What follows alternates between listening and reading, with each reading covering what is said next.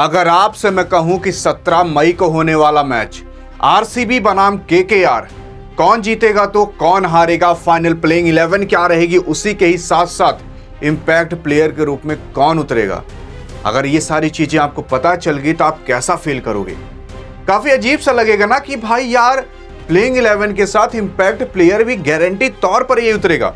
उसी के साथ साथ अभी कुछ समय बाद ही आप खुद अपने मुंह से बताओगे यार ये मैच तो काफी आसानी से आपकी आरसीबी जीत सकती है, या फिर ये मैच तो काफी आसानी से आपकी केकेआर जीत सकती है। क्योंकि 17 मई को जो होने वाला मैच है वो कोई आम मैच नहीं होगा।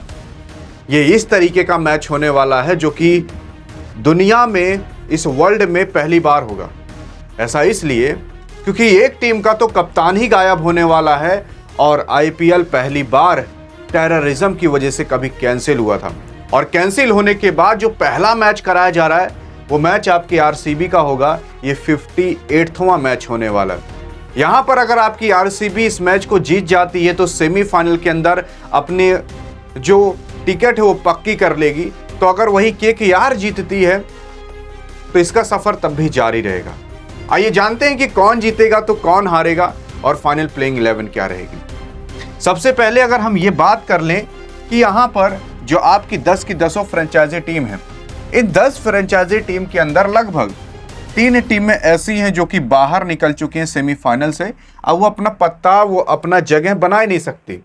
अब कौन सी टीम है वो आप बताना कमेंट में जरूर। लेकिन मैं आपको कहूं कि आरसीबी ने ये जो 17 मई से मैच को स्टार्ट किया है, वो पहला मैच आपके आरसीबी केकेआर का क्यों रखा? क्योंकि टेररिज्म की वजह से आईपीएल का माहौल डाउन हो गया था, और आईपीएल का माहौल उठाने के लिए केवल एक ही टीम है जो उठा सकती है, वो आरसीबी है। जिसकी वजह से ये मैच जो कराया जाएगा ये कहीं और नहीं बल्कि बेंगलोर के ही अंदर कराया जाएगा। एम चिन्नास्वामी स्टेडियम के अंदर ये मैच होगा।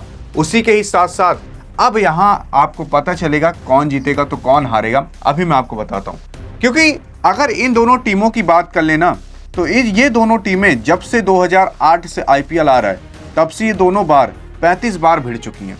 मतलब आरसीबी बनाम केकेआर का मैच 35 बार हो चुका है। लेकिन ये जानकर शौक मत होना कि 35 बार में से 15 ही बार केवल आपकी आरसीबी जीती है तो और 20 बार आपकी केकेआर जीती है। तो क्या हम ये कह दें कि इस मैच को केकेआर काफी आसानी से जीत लेगी? ऐसा नहीं है यार, क्योंकि ये मैच अब जो होगा वो काफी कांटेदार मैच होगा। मतलब उस एक कांटे पर दोनों टीमें खड़ी रहेंगी, जो हल्का सा डिसबैलेंस हुआ वो दूसरी तरफ गिर ही जाएगा। आपको हम बता दें यहां पर हाईएस्ट स्कोर बना है जब इन दोनों के बीच मैच हुआ है तो 222 बना है, और लोएस्ट स्कोर की बात कर लें तो 49 बना है। अब 49 देखकर आपको याद आ गया होगा कि कौन सी टीम ऐसी है जो कि 49 बनाई है। जी हाँ, आरसीबी है। क्योंकि एक समय था कि आरसीबी जब सबसे कम रन पर आउट हो गई थी, विराट कोहली, एबी डिविलियर साहब सब लोग इसी आरसीबी में थे, लेकिन फिर भी आपके आरसीबी केवल 49 रन पर ही धाराशायी हो गई थी। और सामने जानते हो कौन सी टीम थी? ये केकेआर वाली ही टीम थी, और केकेआर ने इस मैच को काफी आसानी से जीत लिया था। लेकिन तब वो जो मैच हुआ था वो मैच केकेआर यानी कि कोलकाता के सरजमी पर हुआ था। लेकिन अब जो मैच होगा वो होगा आपके आरसीबी के सरजमी पर, बेंगलुरु में एम चिन्नास्वामी स्टेडियम में। यहां पर भले ही आपकी आरसीबी 15 ही बार जीती है, लेकिन मैं आपको बता दूं जब भी एम चिन्नास्वामी स्टेडियम के अंदर हुआ है तब आपकी आरसीबी ने जीत को दर्ज किया है। और तब की आरसीबी में और आज की आरसीबी में जमीन आसमान का फर्क है। और तब की आरसीबी जो सेमीफाइनल का मुंह तक नहीं देखती थी, वो अभी इस पायदान पर खड़ी है कि भाई अगर अभी फाइनल करा दिया जाए तो ट्रॉफी उठा लेगी। ऐसी ये आरसीबी बन चुकी है। तो इसीलिए अब के जो मैचेस हैं उसमें आरसीबी को हराना, आप मान लो कि भाई कोई भगवान में लड़ाई हो जाए और ब्रह्मा भगवान को हरा दे, उस लेवल की आईपीएल में आपकी आरसीबी हो चुकी है। क्योंकि एम चिन्नास्वामी स्टेडियम में इसका रिकॉर्ड काफी अच्छा रहा है, और इसीलिए कहा जा रहा है कि लगभग 65% आपकी ये आरसीबी जीत सकती है, तो केवल 35% ही आपकी केकेआर जीत सकती है। लेकिन कैसे? ये प्लेइंग 11 देखकर आप खुद बता दोगे। प्लेइंग 11 के अंदर इतने बड़े बदलाव हो चुके हैं जिसका कभी आप इमेजिनेशन भी नहीं किए थे। मैं आपको बता दूं, अब अगर ये आप सोच रहे हो कि जो पहली की ये प्लेइंग 11 थी क्या उसी तरीके से रहेगी, ऐसी नहीं रहेगी। पहले क्या था, रहमानुल्लाह गुरबाज, सुनील नरेन, अजिंक्य रहाणे, रघुवंशी साहब, मनीष पांडे, आंद्रे रसेल, रिंकू सिंह, मोइन अली, रमनदीप सिंह, वैभव अरोरा और वरुण चक्रवर्ती। पहले तो ये प्लेइंग 11 रहती थी, लेकिन अब बदलाव क्या है वो सुनो। बदलाव सबसे पहले खिलाड़ी में ये, रहमानुल्लाह गुरबाज जो विकेट कीपर और बैटिंग दोनों करते थे, अब इनको बाहर धक्के मारकर निकाल दिया गया। ये एक विदेशी खिलाड़ी थे, अब इंडिया वर्सेस पाकिस्तान की वजह से या फिर किसी और भी अन्य कारण की वजह से ये अब इंडिया नहीं आए, जिसकी वजह से इनको अब टीम में जगह नहीं मिली। और किसको जगह मिली है इसकी जगह? तो इनकी जगह मिली है क्विंटन डिकॉक। क्विंटन डिकॉक जो कि पहले इनके स्थान पर खेला करते थे, वो वापिस आ चुके हैं। ये लिख कर कहीं रख लो कि प्लेइंग 11 यही रहेगी। सुनील नरेन साहब रहेंगे, अजिंक्य रहाणे साहब कैप्टन तो है भाई, इनके हटाने की बात ही नहीं होती। रघुवंशी साहब रहेंगे। मनीष पांडे पर भी सवाल उठ रहा है, क्या इनको लिया जाएगा इस बार मैच के अंदर? तो लिया जा सकता है, ऐसा कोई बहुत बड़ी बात नहीं है। आंद्रे रसेल साहब रहेंगे, रिंकू सिंह साहब रहेंगे, मोइन अली भी रहेंगे। उसके बाद रमनदीप, वैभव अरोरा और वरुण चक्रवर्ती। ये तो आपको पता चल गया। यहाँ पर एक खिलाड़ी के अंदर बदलाव है, लेकिन अभी आरसीबी में कितने बड़े बदलाव हैं वो सुनकर शॉक हो जाओगे। इंपैक्ट प्लेयर की बात कर लूं तो यहाँ पर हर्षित राणा साहब आएंगे, जो कि कन्फर्म में आएंगे, कन्फर्म है। और मैं आपको बता दूं, अगर हर्षित राणा साहब आते हैं गेंदबाजी में तो फास्ट बॉलर है, जिसकी वजह से किसी एक ऐसा खिलाड़ी है जिसको बैठाया जा सकता है। जब फील्डिंग होगी, जब बॉलिंग आएगी, तो किसे बैठाया जाएगा? तो बैठाया जा सकता है आपके यहाँ पर ये जो रघुवंशी साहब हैं इनको, क्योंकि रघुवंशी साहब एक बैट्समैन है और इनका बॉलिंग में कोई योगदान नहीं रहेगा।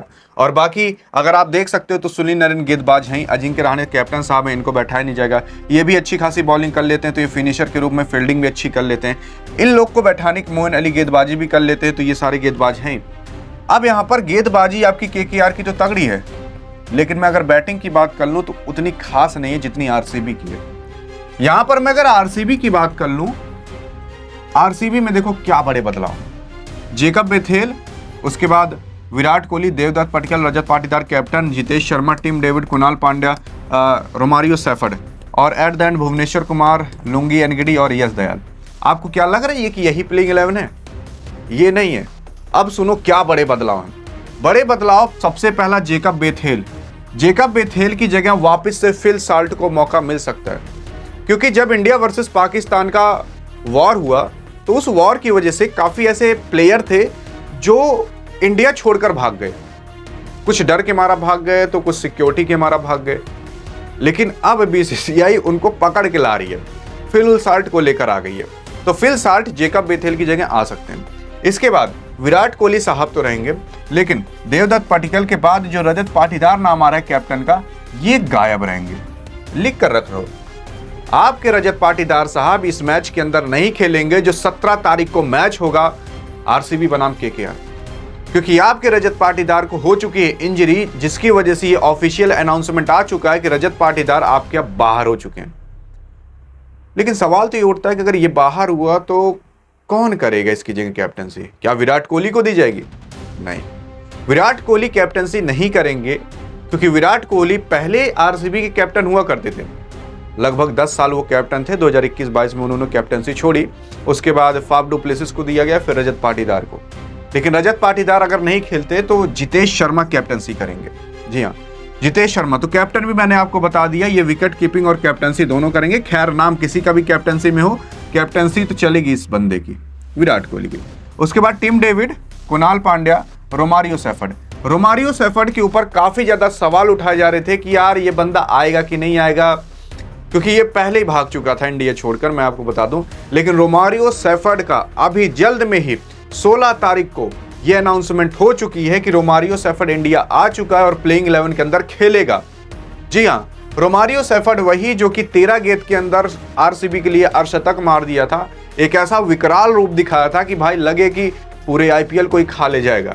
वही रोमारियो सेफर्ड की एंट्री हो चुकी है।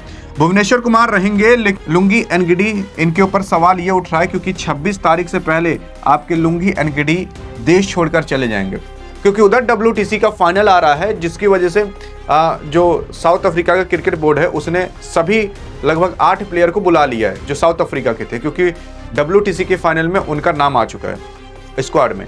तो वहाँ पर लुंगी एनगिडी पर भी सवाल उठाया जा रहा है कि ये जाएंगे कि नहीं। तो 26 तारीख से पहले ये चले जाएंगे। लेकिन 17 तारीख को जो मैच होने वाला है उसके अंदर इनकी हो सकती है एंट्री। बाकी अगर एंट्री नहीं हुई तो किसी और को बैठाया जाएगा, लेकिन आप ये मान लो कि यही खेलेंगे। और अगर ये नहीं खेलते तो मैं आपको बता दूं, इनकी जगह गारंटी रूप पर श्रेयस शर्मा को लाया जाएगा। जी हाँ, श्रेयस शर्मा जो कि आपके इंपैक्ट प्लेयर के रूप में है, तो उनको ले लिया जाएगा यहाँ पर लुंगे डी एंगडे की जगह। लेकिन यहाँ पर एक सवाल उठता है कि अगर रजत पाटीदार नहीं रहे तो कैप्टनसी तो आपके जितेश शर्मा करेंगे, लेकिन उस स्थान पर कौन आएगा बैटिंग करने के लिए? तो उस स्थान पर आपके लियम लिविंगस्टन आ सकते हैं। तो ये जितने भी सबसे बड़े बड़े बदलाव आपके आरसीबी के अंदर थे यार, आदमी भूल जाएगा इतने बड़े बदलाव हो चुके हैं। जी हाँ, इसी वजह से मैंने आपको शुरुआत में बता दिया कि भाई जब मैच होगा तो यही बदलाव होगा। लेकिन मैं आपको बताऊं, अगर ये बदलाव हो भी जाता है तब भी जब तक विराट कोहली अंदर है तब तक आपकी आरसीबी के अंदर जान है। क्योंकि आज तक ऐसा नहीं हुआ है आरसीबी के अंदर कि विराट कोहली ना चला हो, मतलब विराट कोहली अगर रन मारे और आरसीबी जीते ना। और आज तक ऐसा भी नहीं हुआ है कि अगर विराट कोहली रन ना मारे और आरसीबी जीत जाए, ऐसा भी नहीं हुआ। 2025 में विराट कोहली जब जब चला है तब तब आरसीबी जीती है, और जब जब विराट कोहली नहीं चला तब तब आरसीबी हारी है। यानी कि पूरा मैच लगभग 70 से 80% इस एक आदमी पर डिपेंड करता है। तो अगर ये आदमी चल गया तो मैच आसानी से जीता जा सकता है। और बेंगलोर के अंदर हो रहा है तो ये बंदा चलेगा जरूर अपने ही सरजमी पर, जिसकी वजह से 60 से 70% लगता है कि ये मैच आपकी आरसीबी जीत जाएगी। लेकिन अगर 100% कंफर्म करना है ना, तो बगल में क्लिक करके देख सकते हो, क्योंकि इसमें मैंने आपको पूरा खुल्ला पिच रिपोर्ट के बारे में बता दिया, कौन कितना रन मार सकता है तो कौन जीत सकता है। बाकी मिलेंगे अब इस वीडियो में, तब तक के लिए जय हिंद और जय भारत।